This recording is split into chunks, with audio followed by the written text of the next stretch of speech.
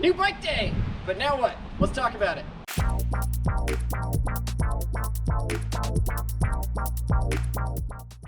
Guys, mountain biking is absolutely awesome, and there are a lot of us getting new bikes. Now let's talk about what to do to make sure that your first ride is a great ride.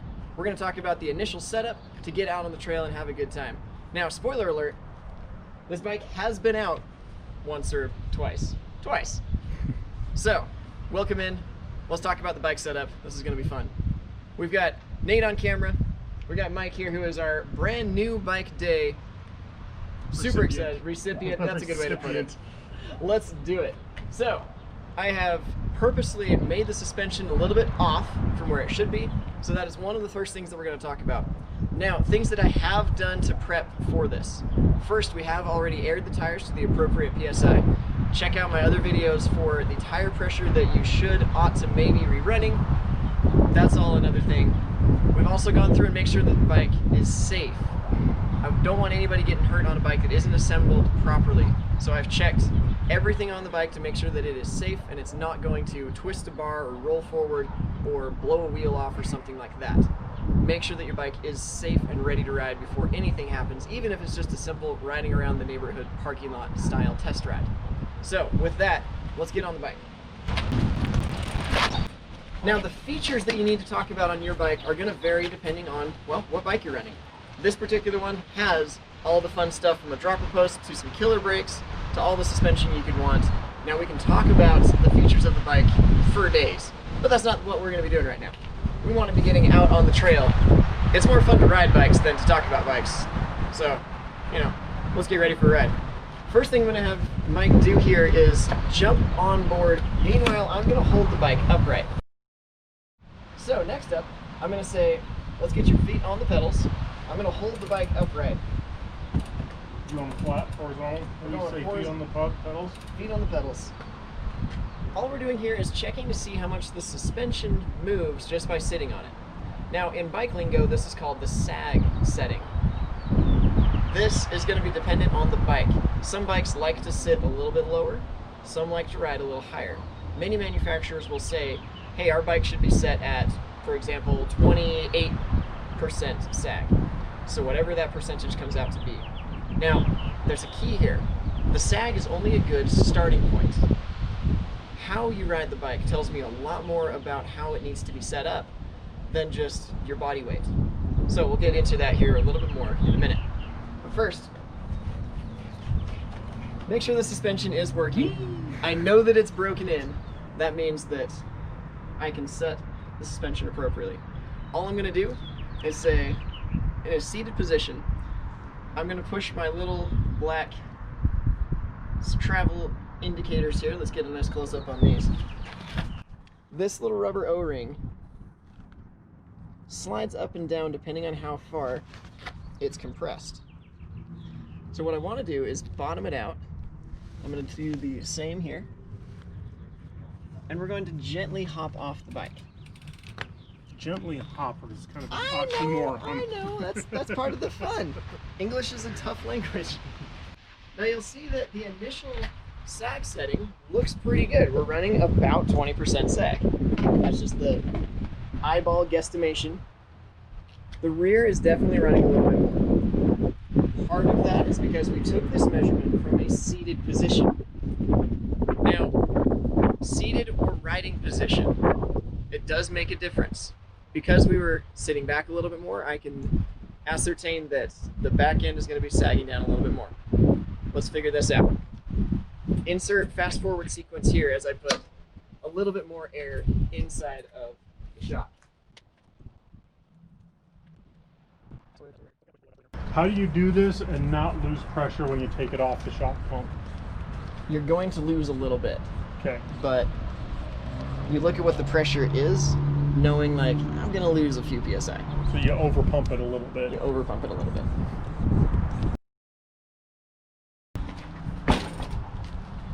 All right, welcome back. Now with experience, I've come to see that some shocks have a certain percentage of your body weight. For example, some are like 10 PSI over your body weight. Some are 50. I won't say what this one is. You can say it. I actually I don't know this shock on this bike as well, but it's somewhere around body weight plus 30. I know it's a massive range, but it gets me in the right neighborhood. So next, we're gonna jump on board, and I'm gonna have Mike bounce around and jump around just in the parking lot slash street, because this isn't a parking lot. So jump on board. This is definitely one of the most fun parts of the test ride here.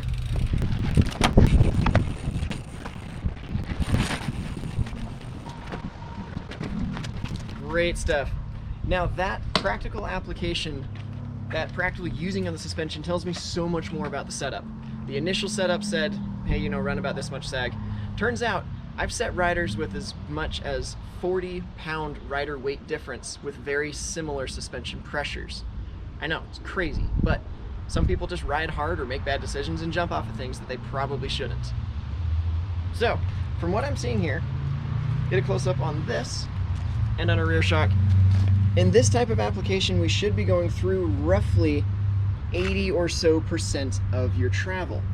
Now that extra bit is for actual trail applications where you're hitting rocks, you're hitting jumps, you're hitting bumps, you're hitting things that are actually going to hit the suspension harder than what we can do just bouncing around a parking lot. Now, some riders are also going to be a little bit more timid in the parking lot bounce around on your suspension test. Others are going to absolutely wail on it. Now, I have seen in the past that this is a trick that pro suspension guys like dudes from Fox will use to adjust the air volume of the suspension. We're not going to dive deep into that, but I will say that right out of the box, let's get your bike out there. If you know what you like, let's make it happen. But for your first ride, let's get out there, let's have some fun. So next up, I'm going to make sure that all of the suspension is set to open. That is very important when you're first getting your suspension running. We are indeed opened. I'm going to chew on this. I watched Mike ride around. I watched how much gusto he's putting into the suspension, and we're going to start with this right now. We might adjust it later. In fact, I would recommend you take a shock pump with you on your first couple rides. Yes, it weighs a little bit. Maybe it's a little annoying, but let's get the most out of a ride. And if taking a shock pump with you is a way to do that, let's do that. Next up, saddle height. Now, if it were absurdly too tall, then you do this before you adjust your suspension. What I'm going to be looking for on the saddle height is a comfortable amount of extension without overreaching. In other words, I want you to get a healthy leg extension through each pedal stroke without hyperextending your knees and ankles or anything like that. So what we'll do is have Mike jump back on board. We're going to get the saddle all the way up, and then we're going to pedal in place. And now the beauty of a dropper post is that you can put it down to get on the bike. Okay, so what do you want me to do now? So we're going seat up, and we're just going to pedal backwards.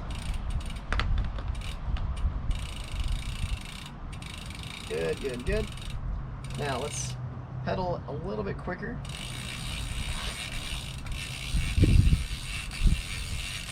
Awesome.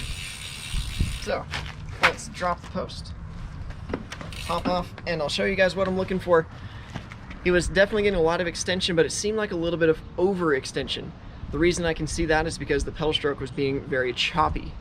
Now it's going to smooth out on the trail when you actually have a little bit of resistance, but I'm going to drop this seat just a tiny bit.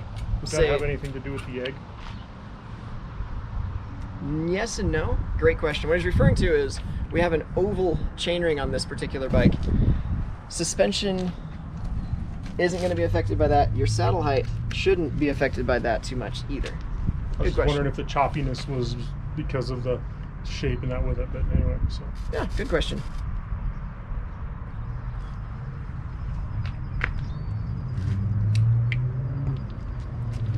So now we're not going to do the stationary. I'm going to say go ride up and down the street here. We'll get some high-tech follow cam footage.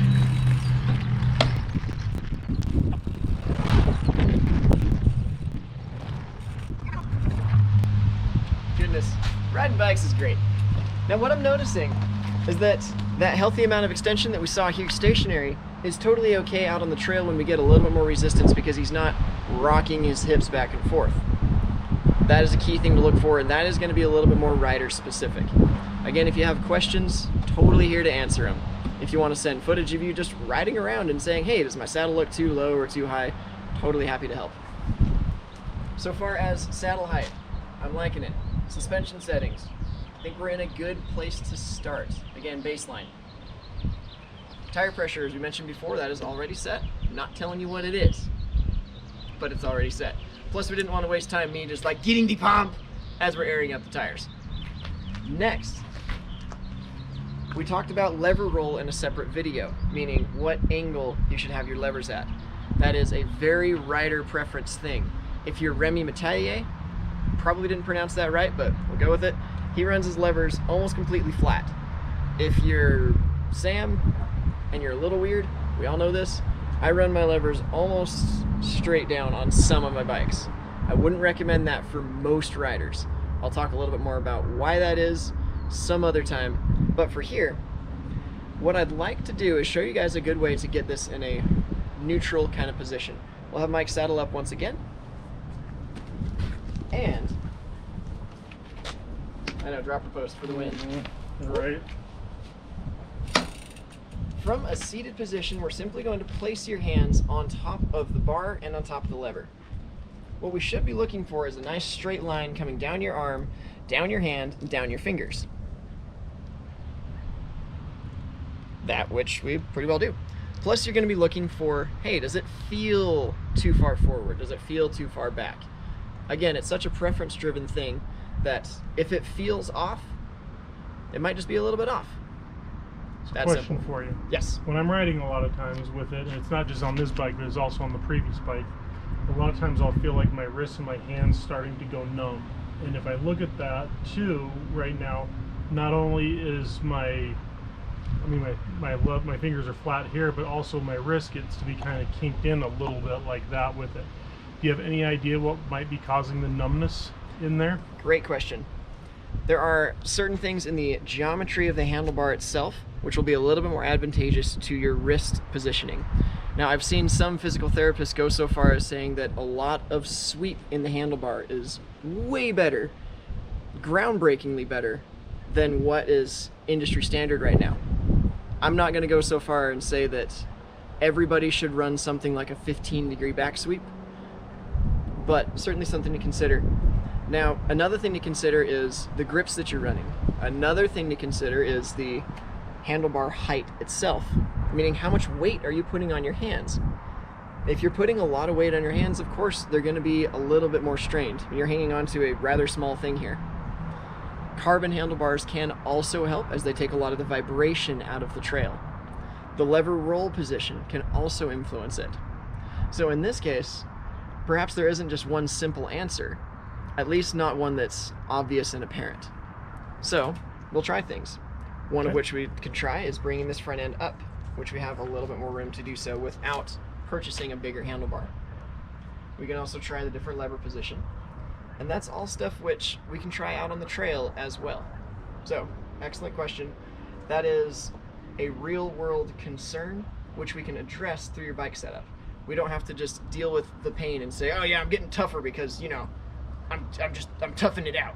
No, that's a thing that we can really adjust and address through your bike setup. So, everything is looking fairly good right now, partly because this bike has been out already, and we took a lot of time choosing this bike for Mike. That's the final thing we're going to talk about. Make sure that you spend some time getting the right style of bike. Ask lots of questions. That's what your friends are for. That's what bike industry people are for. That's what bike shops love to do, is answer questions, get you set up, get you equipped with the right know-how and the right gear. We're not here just to sell stuff. We want to make sure that you know how, that you're educated and inspired to get out there and have a blast.